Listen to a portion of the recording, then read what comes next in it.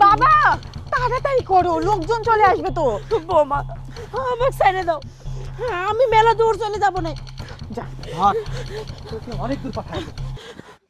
ছেড়ে দাও, ছেড়ে দাও আমাকে বৌমা। ওই যে ওই একটা কারণেই তোকে মেরে ফেলবো, জানো তুই এসব কথা তোর ছেলেকে আর না বলতে পারিস। আমাকে ছেড়ে দাও, ছেড়ে দাও, আমার তো আমার কি যাচ্ছে বৌমা।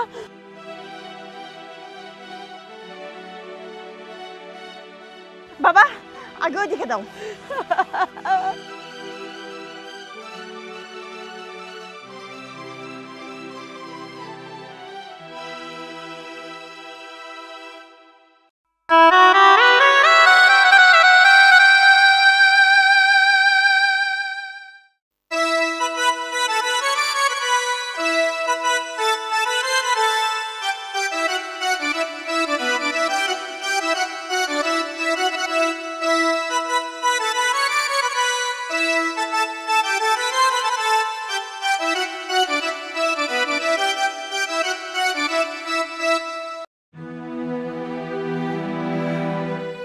আসসালামু আলাইকুম ভাই। ওয়ালাইকুম সালাম। কেমন আছো ভাই তুমি? আলহামদুলিল্লাহ ভালো আছি ভাই, আপনি কেমন আছেন? আমিও আলহামদুলিল্লাহ ভালো আছি। আচ্ছা, তুমি ফোন করে খুব তাড়াতাড়ি দেশে আসতে বললা, আসলে এত তাড়াতাড়ি আমাকে দেশে আসতে বলার কারণটা কি? তাড়াতাড়ি দেশে আসতে বলছি, অবশ্যই তার কারণ আছে। আজকে আমি আপনাকে অনেক কিছুই দেখাবো। কি বলো, তুমি আমাকে অনেক কিছু দেখাবে? আচ্ছা চলো দেখি তুমি আমাকে কি দেখাবে। চলেন, আমি যা বলি তাই করেন আজকে। আচ্ছা ঠিক আছে, চলো। চলেন ভাই।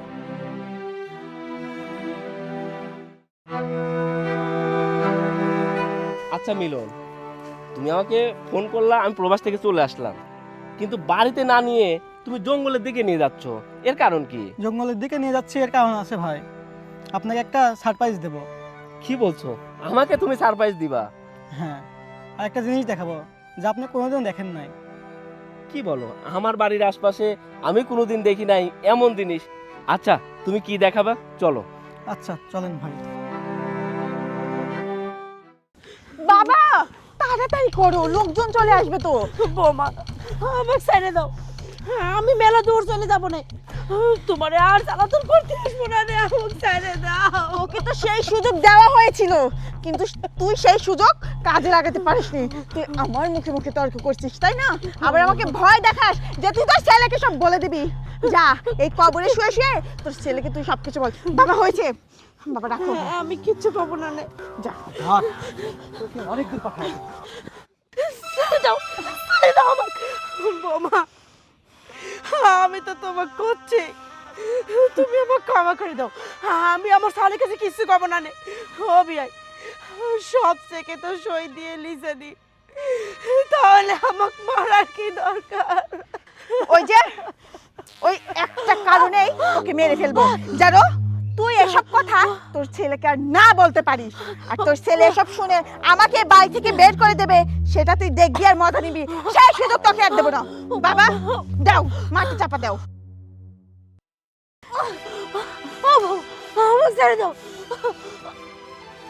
ছেড়ে দাও, আমার তো আমার কি যাচ্ছে বৌমা।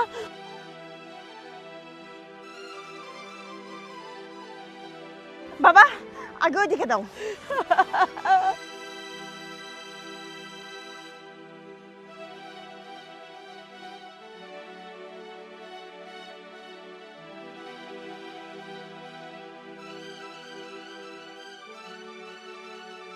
বাবা তাড়াতাড়ি করো। ছেড়ে দাও তোমরা, আল্লাহ কিন্তু সহ্য করবে না।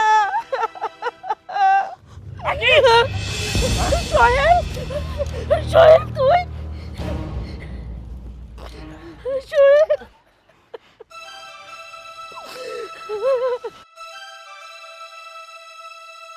আখি, এটা তুমি কি করতেছিলা? মা, তোমাকে ওরা জিন্দা কবর দিচ্ছে কেন? তুমি কি এমন অপরাধ করছো মা? ওরে মুখ নেই কর মতো, তুই আমার কাছ থেকে শোন কি হয়েছে। মা তুমি আমাকে সব খুলে বলো। শোন বাজান, তাহলে কি হয়েছে?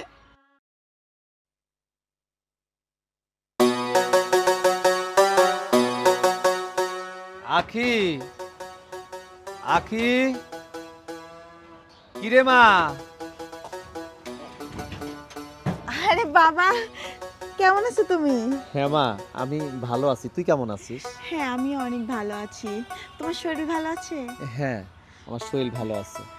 যাক, আলহামদুলিল্লাহ। তা বাবা, মা কেমন আছে? আর তুমি মাকে আনলে না?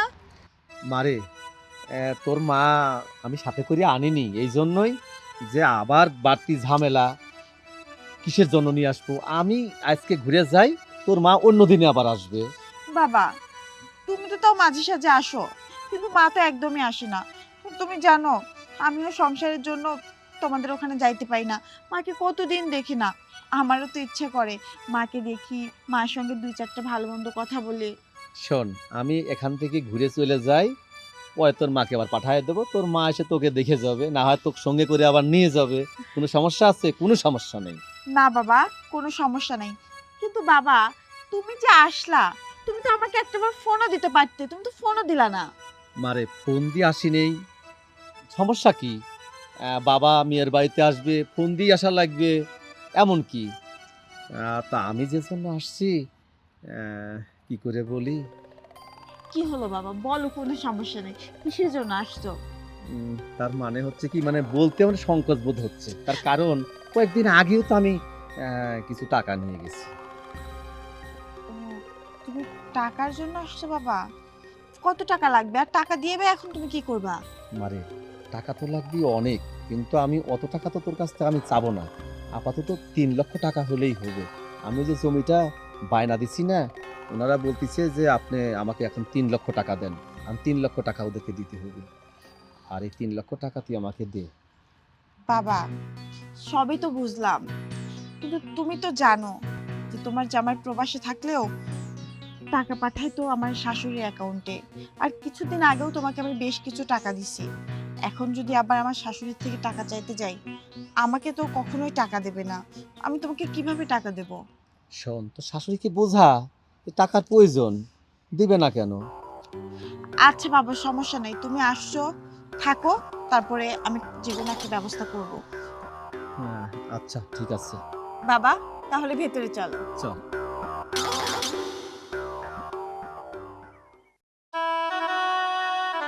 বোমা, বোমা, ও বোমা। এই বুড়ি, তুই সারাদিন এইভাবে চিল্লাই চিল্লাই আমাকে ডাকিস, তারপর রাত হয়েছে, রাতের বেলা তোর চিল্লাইতে হবে?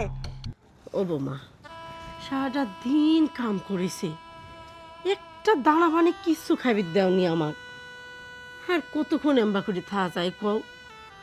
বোমা, এখন তো অন্তত কয়টা খাবি দাও। সেই কাক ভরে উঠপনে নামাজ পড়ে আবার সংসারের কাম শুরু করব। খাওয়ার তো নামই লিবে না নে, যে আমার শাউরি নিজে হাতে রাঁধলি বাইলি সাইডি খাইবি দেই, এই কথা তো কোনো সময় কও না। যতক্ষণ না হাত পাইতে আসে সাইডে খাতি দাও করব, ততক্ষণ তো দেও না। ও মা, সারাদিন তো কাম হয়েছে, এবার অন্তত খাতি দাও। কালকে দরকার হয় আবার সারাদিন খাতি দিয়ে না, আবার রাত্রেবেলা খাতি চাবো না। এই, কত রাত হয়েছে তোর কি খেয়াল আছে? এত রাতে কি আমি তোর জন্য খাবার নিয়ে বাতাস পাড়তেছি যে আমার শাশুড়ি কখন আসবে আমি তাকে খাবার দেবো? শোন, কোনো খাবার নেই। যা যা রান্না হয়েছিল সেটা আমি আর আমার বাবা খেয়ে ফেলছি। এখন ওই এঁটো কাটা পড়ে আছে, ওইগুলো কি খাবি? যদি খাস তাহলে ওইগুলো দিতে পারি, খাওয়ার হবে না। কে বৌমা, এটো কাটা পড়ে থাকবি কিসের জন্য? আমি কত ভালো মন্দ রাঁধলাম, পোলোয়া রাঁধলাম, কত বড় একটা দেশি মুরগি রাঁধলাম। তোমার আব্বা এত খাদো, সে এত বড় মুরগিটা খাই ফেলা দিলি। আচ্ছা বৌমা, তোমার বাপকে জীবনে খায়নি, বাড়ির যে আরেকটা মুরব্বি রয়েছে, তোমার বাপ তো পারে আমার ডাইকে সারে একসাথে বসে খাতি। আমার মনে হয় কি তোমার বাপের খাওয়া দেখে ওর জন্মের পরে কোনোদিন খাওয়া চোখেই দেখেনি। আমার সাওয়ালের বাড়ি বসে অন্ন ধ্বংস করার জন্যই ওনার জন্ম হয়েছে। তুই কি বললি? তোর এত বড় সাহস! আমি যা কইছি ঠিক কইছি, উচিত জবাব দিছি। কি বললি তুই? তুই আমার বাবাকে খোটা দিয়ে কথা বললি? এই, আমার বাবা নাই জীবনে খায় নাই, তুই তো খেয়ে বড় হয়েছিস, তাহলে অন্যের খাওয়া দেখে তোরা তো খাই খাই আসে কোত্থেকে? আমার বাবাকে তুই ছোট লোক বললি, আমার বাবা নাকি জীবনে কখনো খায় নাই। তুই তো খেয়েছিস, আর এত বছর যা খেয়েছিস তার ঝালা তো কেসকে আমি তুলবো।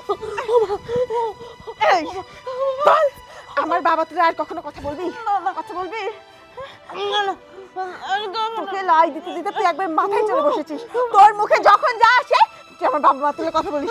আজকে তোর আমি কোন মুখ দিয়ে কথা বললি?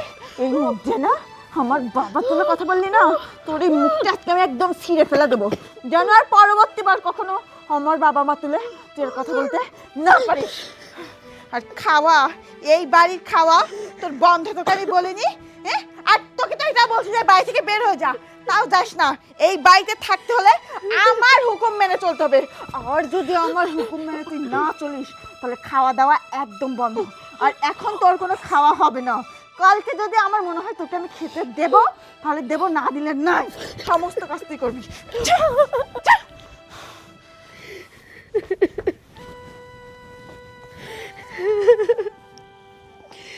এক মুঠ ভাত খাওয়ার জন্য যদি সারাদিন পর মার খাওয়া লাগে, দরকার নেই ওই ভাত আমার। আমি সারাদিন না খাই রয়েছি, সারা রাত তো না খাই থাকবো।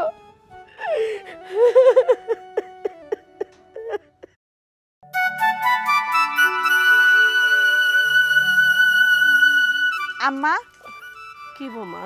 আপনি এইখানে? আর আপনাকে পুরা বাড়িতে আমি খুঁজে বেড়াচ্ছি। কে কি হয়েছে? রাখুন তো এগুলা। দেখি কি করবে ক।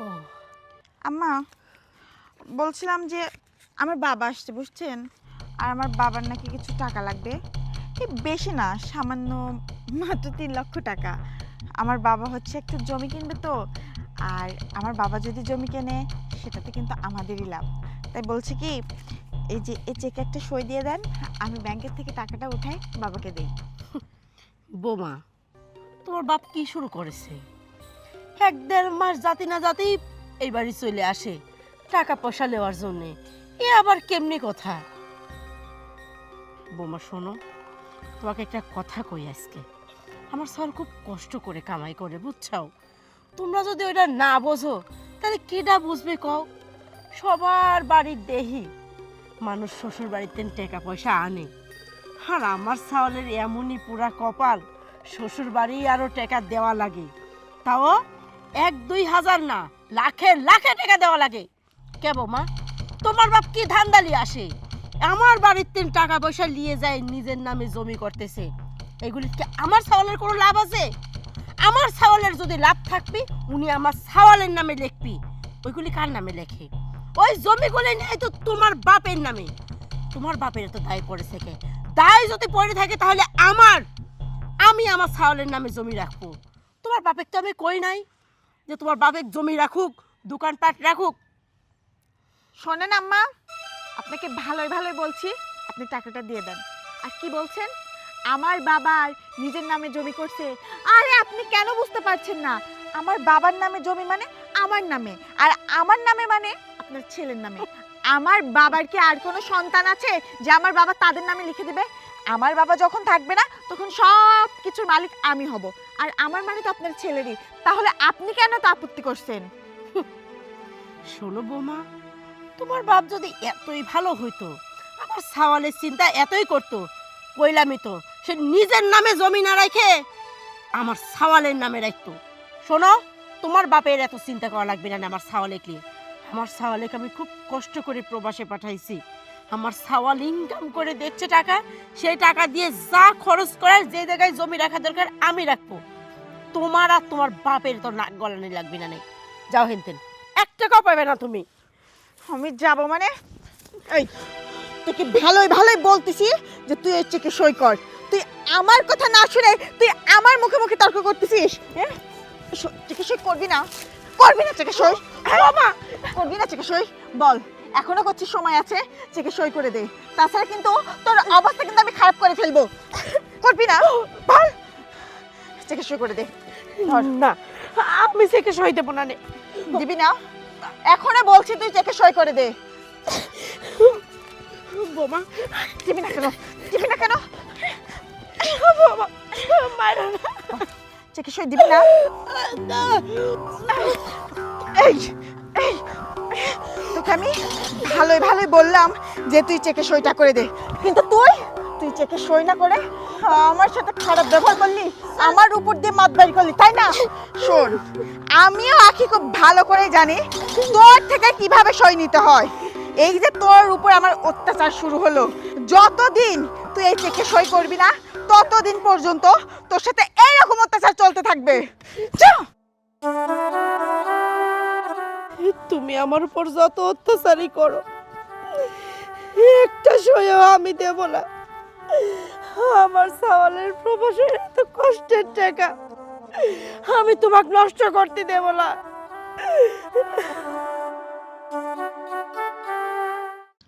দেখেছো বাবা, আমি তোমাকে বললাম না যে আমার শাশুড়ি টাকা দিতে রাজি হবে না? শোন, আমি যে জমিটা কিনবো এই জমিটা তো তোরই, তুই ছাড়া আমার কেউ আছে? আচ্ছা, এই মহিলাটা বোঝে না কেন যে আমার একটা মেয়ে, আমি যদি জমি কিনি সম্পূর্ণ তুই মালিক হয়ে যাবি, আর তুই মালিক হওয়া মানে তার ছেলেও মালিক হয়ে যাওয়া। এইটাই তাকে বোঝাবে কে বাবা? হ্যাঁ, ওনাকে তো অনেকভাবেই বোঝালাম, এমনকি নির্যাতনও করলাম, তারপরও রাজি হলো না। শোন, ওই সোজা আঙুলে ঘি উঠবে না, ওর নির্যাতন কম হয়েছে, ওকে আরো বেশি নির্যাতন করতে হবে, দেখবি তখন ঠিক রাজি হয়ে যাবে। কি বলো বাবা, এত ভাবে নির্যাতন করলাম তাও রাজি হলো না, আর ওর থেকেও বেশি নির্যাতন করব তাহলে কি হ্যাঁ। দেবে? হ্যাঁ হ্যাঁ, ওকে আরো নির্যাতন করতে হবে, দেখবো ঠিক এমনি এমনি তখন রাজি হয়ে যাবে। তুমি ঠিকই বলেছো বাবা, সোজা আঙ্গুলে যেহেতু ঘি উঠতেছে না, তাহলে তো আমরা আঙ্গুলটা একটু বাঁকা করতেই পারি, তাই না? হ্যাঁ। ওই বুড়ির থেকে যে কোনো ভাবেই হোক টাকা পয়সা আদায় করে নিতেই হবে। চলো বাবা। চল। বল, তুই ওই চেকে সই করবি কিনা? না, আমি সই করব না। আমার সাওয়ালের হাতে একটা টাকা আমি নষ্ট করতে দেব না। চিন্তা করছিস ওর ছেলের টাকা পয়সা নষ্ট করতে দেবে না? এই জমিটা যে আমি কিনবো, এই জমিটা আমার নামে হলেই আমার মেয়ের নামে হবে, আর আমার মেয়ের নামে হলেই তোর ছেলের নামে হবে। তুই বুঝিস না কেন? না, আমি আর কিছু বুঝিনি। আমার সুপুর তুমি যাই করো না কে, আমি আর সই করব না রে। চুবা, আরে চুবা। বুঝছো বাবা, আমি বুঝে গেছি যে ও সোজা আঙ্গুলে সোজা হবে না, ওর জন্য আঙ্গুলটা বাঁকাতেই হবে। তুই যতক্ষণ না স্বীকার করবি যে তুই এই চেকে সই করবি, ততক্ষণ পর্যন্ত তোকে এই পানিতে চুবাবো। ধরো বাবা।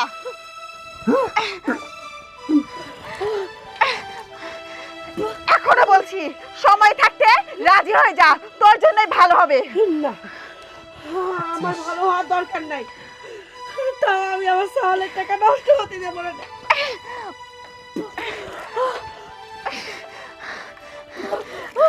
তোকে আমি শেষবারের মতো বলছি, তুই এক্ষুনি স্বীকার করে নে যে তুই চেকে সই করবি। লাস্ট বার। আমি যদি মরেও যাই তাও তোমরা আর একটা টাকাও পাবে না। সারো আমার, সারো করছি। আমি আমার সোহেলের কাছে সব কয়ে দেব। সোহেলের কাছে সবকিছু বলার আগে তোর এই জবান আমি একদম বন্ধ করে দেব।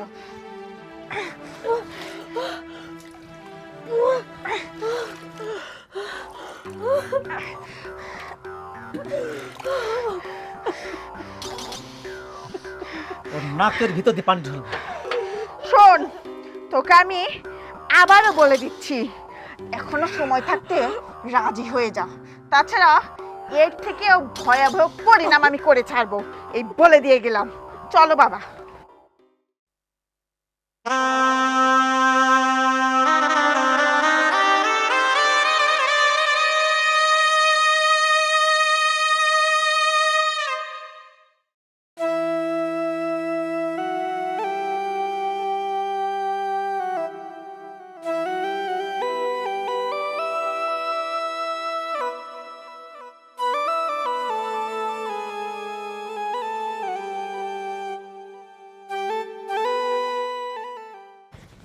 এই যে আম্মা, আপনাকে সে আমি কখন থেকে খুঁজে বেড়াচ্ছি, রাখেন তো এগুলা। আস্তে আস্তে বাবা, এ কি করতেছ? কিছু করতেছি না, তবে এখন আপনি যদি এই চেকে সই না দেন তাহলে কি যে করব আমি নিজেও জানি না। বৌমা, তোমরা এখনো বাপ মেয়ে সেকেই পড়ে রইছ।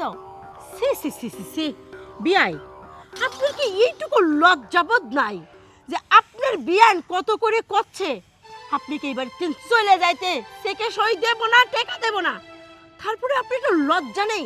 শোনেন বিয়াই, আপনার যদি লজ্জা ঘৃণা বলে যদি কিছু থাকতো তাহলে এই বাড়িতে অনেক আগেই চলে যাইতেন। শোনো বৌমা, আবারও করছি, সেকে আমি সই দেব না। সে তুমি আমার যত নির্যাতনই করো না কেন, আর খাওয়া তো কবেই বন্ধ করে দিছ। দাও, তাতে আমার সমস্যা নেই, আমি না খাইতে খাইতে মরে যাব, তারপরও না আমি সেকে সই দেব না। তুই সই দিবি না? না। দিবি না তুই? আর তুই আমার বাবা তুলে কথা বললি। এই, তোর ছেলে যে প্রবাসে থাকে, তোর ছেলের টাকা পয়সার উপর কি আমার কোনো হক নাই? তুই আমার হক নষ্ট করে সমস্ত টাকা পয়সা তোর অ্যাকাউন্টে রাখিস, আর আমার কোনো কিছু প্রয়োজন হলে তোর থেকে চেয়ে চেয়ে নিতে হয়, তাই না? না, আজকে যেভাবেই হোক তোর থেকে আমি এই চেকের পাতায় সাইন করবাই করব। না, কোনো সময় পারবা না। কম অত্যাচার তো করতে চাও না, তাও কি দিচ্ছি আমি সেকে সই করে। বোমা, যদি তুমি আমাকে জিন্দা কবরও দিয়ে দাও তাও আমি সই দেব না, তোমরা যা ইচ্ছা করে নাও। বাবা, এই বুড়ি, তুই তো ভালো একটা বুদ্ধি দিয়েছিস। ধরো ধরো বাবা, আমার মাথায় এই বুদ্ধি ছিল না যে ওকে আমি জিন্দা কবর দিয়ে দেব, কিন্তু দেখো বুদ্ধিটা ওই আমাকে দিয়েছে, আর আমি এই বুদ্ধিটাই কাজে লাগাবো। কিন্তু তোকে জিন্দা কবর দেওয়ার আগে এই চেকের প্রতিটা পাতায় তোর আমি স্বাক্ষর নিয়েই ছাড়বো। বয় এখানে। বাবা, বাবা তুমি ওর পাও ধরো।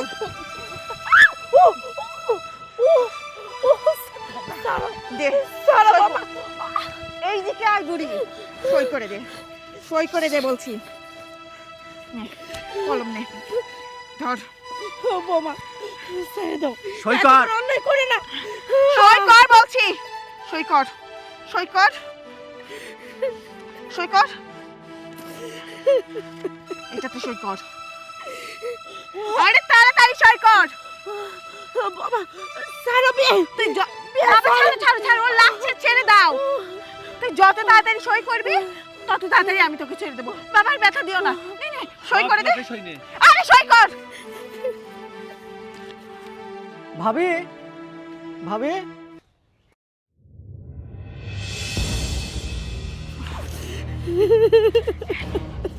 এই তো শেষ শেষ।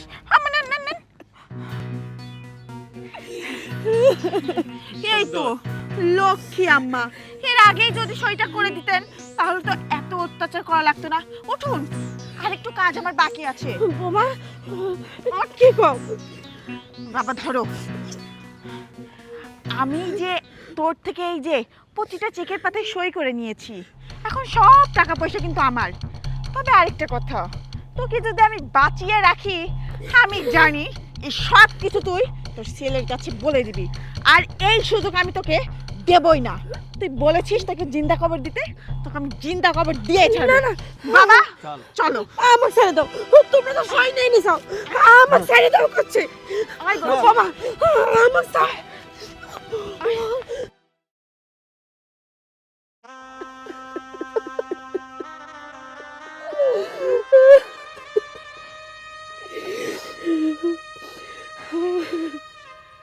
এই কাল নাগিনি, এই ডাইনি, তুই আমার মার সঙ্গে এমনটা করছিস কেন বল?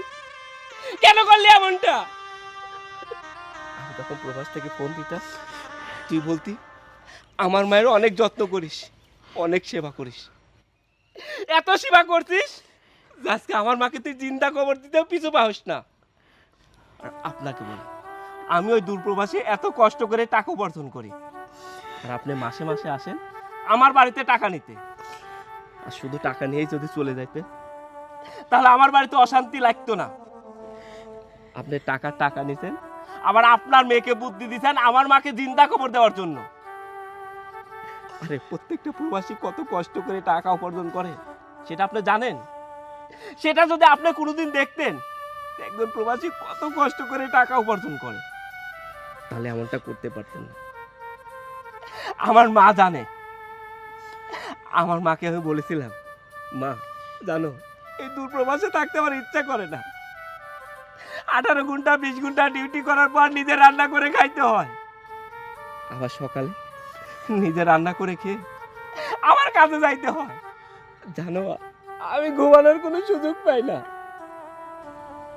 শুধু তাই না, একজন যদি খুন করে জেলখানায় যায়, তার পরিবারের লোকজন তার সঙ্গে দেখা করতে পারে, কিন্তু প্রবাস এমন একটা জেলখানা যে জায়গায় পরিবারে কেউ দেখা করতে পারে না।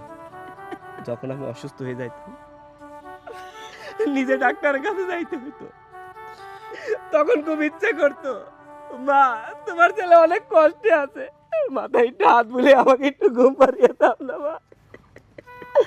কিন্তু আমরা প্রবাসীরা এই কষ্টের কথাগুলো কাউকে বলতে পারি না। এত কষ্ট করে টাকা ইনকাম করে বাড়িতে পাঠাই, আর সেই টাকা তোমরা ইচ্ছা মতো খরচ করবা, আর আমার মা সেই টাকা দিতে রাজি হয়নি জন্য আজকে তোমরা একজন প্রবাসীর মাকে জিন্দা কবর দিতেও পিছু পা হইলা না।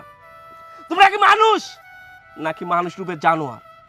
তোমার ওই বুকটা ছিঁড়ে আমার দেখতে ইচ্ছা করছে ওই জায়গায় কোনো মানুষ বাস করে নাকি মানুষ রূপে জানোয়ার বাস করে, যে জানোয়ার শুধু টাকা টাকা আর টাকা বুঝে, কিন্তু হ্যাঁ তার মধ্যে মানুষ বোধ বলে কিছুই নেই। আরে তুই কেমন মানুষ যে একজন মানুষকে জিন্দা কবর দিতে পিছু পা হইলি না?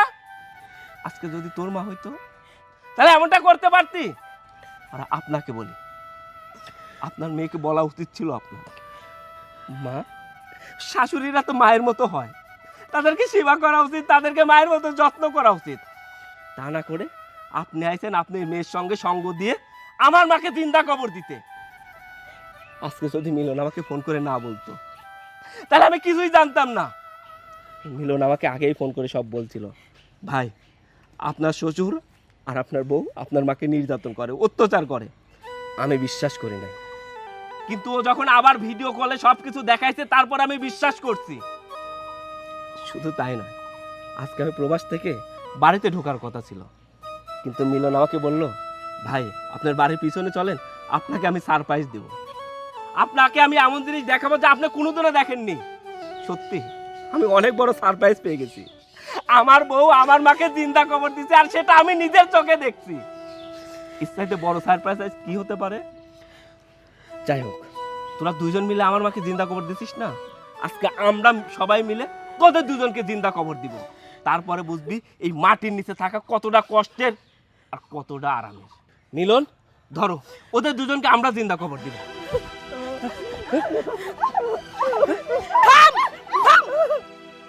অনেক হয়েছে, চল ওদের চল বলতেছি। বাবা, ওরা অমানুষ জানোয়ার হতে পারে, তাই বলে তুই কি জানোয়ারের সাথে জানোয়ারের মতো আচরণ করবি? ক, এই কাজটা করিস না। তার থেকে শিক্ষা হয়, ওদেরকে তুই এমন একটা শিক্ষা দে যেন ওদের সারা জীবন মনে থাকে। হ্যাঁ মা, তুমি ঠিকই বলছো, ওদেরকে এমন শিক্ষা দিতে হবে যাতে সারা জীবন মনে রাখে। তাই আমি তোকে তালাক দিয়ে দিলাম, 1 তালাক, 2 তালাক, 3 তালাক। এই মতে আমার তোকে সামনে থেকে চলে যা, যা বলছিস। যাও চল মা চল। যাও। মা আর কাঁদিস না, তোর মা কি মরে গেছে নাকি? হ্যাঁ, এই যে আমি জলজ্যান্ত বাইসে আছি, আমার এমন একটা সওয়াল থাকতে এই মা কি মরতে পারে নাকি? আর তোর তো এখন সুখের দিন, শয়তানগুলা বাড়ির থেকে দূর হয়েছে, এখন তোকে আমি ভালো দেখে আরেকটা বিয়ে দেব। চল বাবা। না মা, আমি আর কোনোদিনও বিয়ে করবো না। আমি বাকি জীবনটুকু আমার মায়ের সেবা করে কাটাইতেছে।